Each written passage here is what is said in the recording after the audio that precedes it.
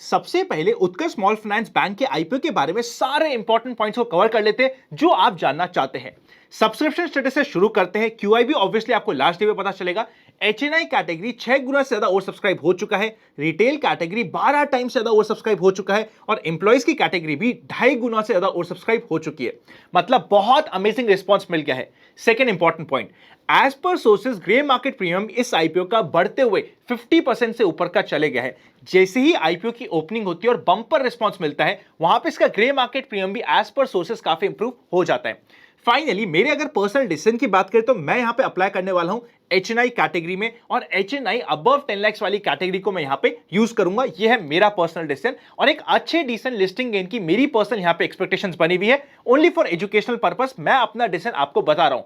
आपका क्या डिसीजन है मुझे कमेंट करके बता दीजिएगा। और अब चलते हैं आज अनंत का फंडा के पहले पार्ट में, जिसका नाम है न्यूज टुडे।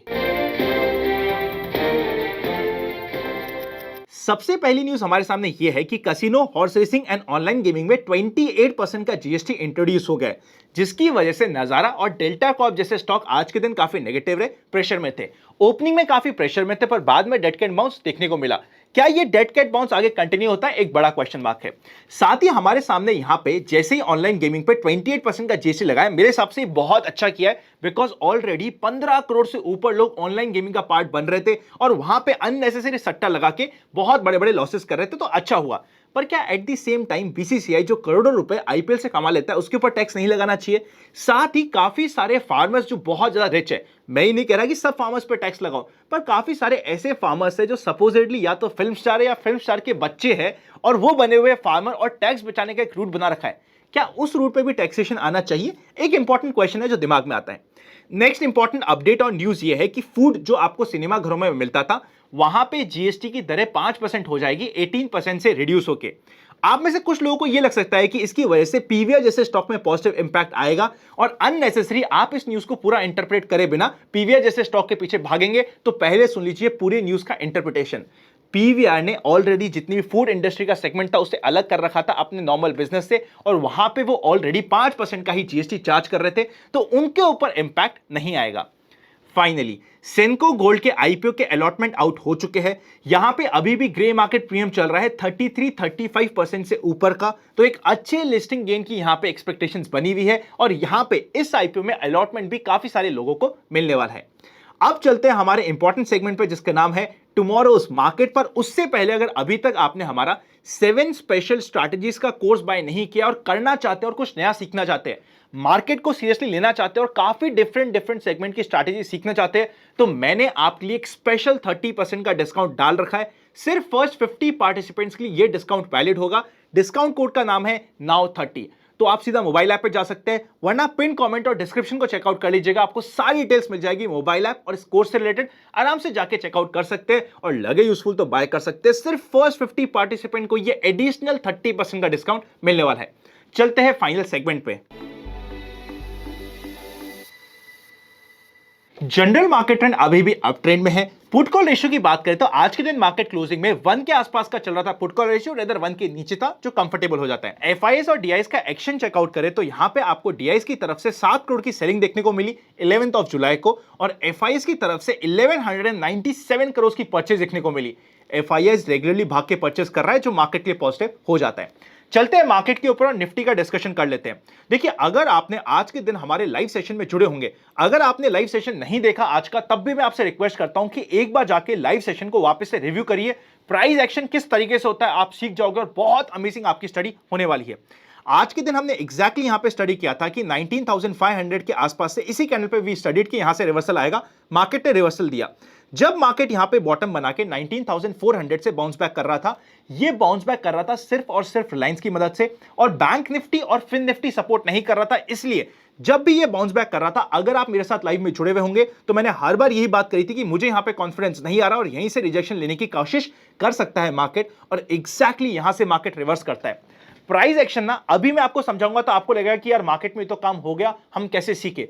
इसलिए मैं कह रहा हूं कि लाइव सेशन को जाके एक बार अटेंड करिए और देखिए कि क्या बात हुई थी हमारी आज की, और कैसे एक एक कैंडल पे हम स्टडी कर रहे थे कि क्यों हमें कन्विक्शन नहीं आ रहा था आज के मार्केट में। बहुत मजा आपको आ जाएगा। अगर हम मार्केट की बात करें तो कल के दिन बहुत इंटरेस्टिंग हो सकता है। आज हमें इतना डायरेक्शनल नहीं मिला, इवन कल के दिन यानी कि ट्यूसडे को मार्केट डायरेक्शनल नहीं मिला था, बहुत बड़ा डायरेक्शन नहीं था, छोटा मोटा जिगजैग मिल रहा था। पर कल है हमारी वीकली एक्सपायरी। फर्स्ट हाफ में यानी कि 9:30 से लेकर 12:30 बजे के बीच में कॉल और पुट दोनों सेल करने वाली स्ट्रैटेजी को मैं पर्सनली यूज करने वाला हूं, पर सेकेंड हाफ में हमें एक डायरेक्शनल मूव मिल सकता है जिसके ऊपर आपका ध्यान रहना चाहिए। कल के दिन बेस्ट ये हो जाता है कि हल्का सा अगर मार्केट गैप डाउन ओपन हो, सपोज करते हैं कि मार्केट 19,300 के आसपास ओपन होता है, तो एक बार यहां पे अगर immediately market gap down opening करता है और 15 मिनट का लो सस्टेन करता है, तो यहां पे एक बार बाउंस बैक के लिए प्ले करना, मैं एटलीस्ट यहां पे एक बार बाउंस बैक को प्ले करने की कोशिश करूंगा। पर अगर मार्केट फ्लैट ओपन होता है, थोड़ा जिगजैग करता है और फिर वापस जाता है, तब शायद मैं थोड़ा सा कॉशियस होकर प्राइस एक्शन को देखते हुए यहां पे काम करने की कोशिश करूंगा। पर अगर सीधा नीचे खुलता है तो ये एक लेवल इमीडिएटली यहां पे सपोर्ट बन जाएगा। अगर गैप डाउन ओपनिंग होती है 19,300 की, तो यहां पे हमें बाउंस बैक देखने को मिल सकता है। एग्रेसिव पॉजिटिव बाय होगी जब भी मार्केट 19,450 के ऊपर जाएगा तभी, या फिर जब मार्केट 19,300 के आसपास सपोर्ट लेने की कोशिश करेगा उस समय पे। अगर हम बैंक निफ्टी की बात करें तो in the same way, bank Nifty जब भी 44,920 के लेवल को क्रॉस करेगा तब मैं यहां पे एग्रेसिव होने की बात करूंगा। अगर ओपनिंग में कभी भी मार्केट 44,800 के आसपास या फिर उसके नीचे का गैप डाउन देता है, तो यहां पे इस लेवल पे एक बार यहां पे बाउंस बैक के लिए इंपॉर्टेंट नोटिस रहेगा, because HDFC bank will be very important for tomorrow, जिसको हम स्टडी करने में हेल्प करेंगे। अगर मार्केट फ्लैट ओपन हो जाता है और फिर निकलता है इंपॉर्टेंट लेवल से, तब तो हमारे लिए बहुत अच्छी ट्रेड हो सकती है। पहले हाफ में थोड़ा सा जिगजैग होकर साइडवेज मूवमेंट होने के चांसेस बनते हैं, पर सेकेंड हाफ में बड़ा इंटरेस्टिंग मूव हमें मिल सकता है। इधर वेज मार्केट की ओपनिंग कल के दिन बहुत इंपॉर्टेंट होगी, कहां पे ओपन करता है उसके अकॉर्डिंग डिसीजन लेना पड़ेगा। वैसे इंपॉर्टेंट लेवल्स मैंने आपके लिए मार्क कर दी है, 44,489 ये तो मेजर लेवल हो जाता है। इंट्राडे के लेवल्स मैं आपके लिए मार्क कर चुका हूं। चलिए, सबसे पहले कल के लिए इंपॉर्टेंट स्टॉक होता है एचडीएफसी बैंक।